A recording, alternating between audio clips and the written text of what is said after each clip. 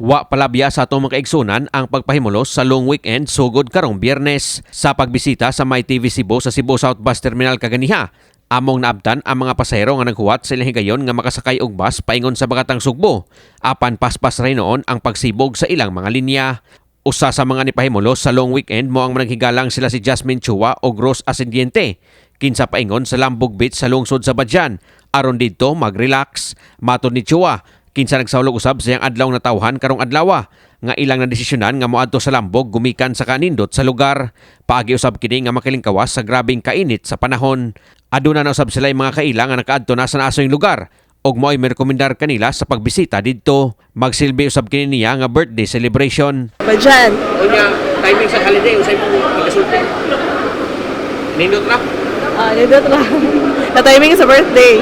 Unya timing sa holiday. Yeah, timing holiday. Long weekend. Long weekend. Inyong enjoy. Yes. Kung sa mo dito, maligo. Maligo kay summer, gabi kainit.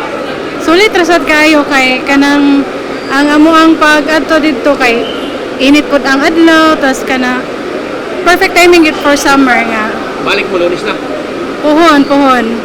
Ang pamilyang Rivera usab nga taga Pardo ning Dakbayan, Zamboanga ang napiliang destinasyon. Matod ni Maria Teresa Rivera nga taud-taud na usab nila nga giplano ang pagbisita sa lugar si Ambana og naatol usab gayod nga long weekend. Mga 4 ka adlaw sila nga mamakasyon didto. Tispuhon. Pahimulos gyud si gayon. Oh, pahimulos good sir.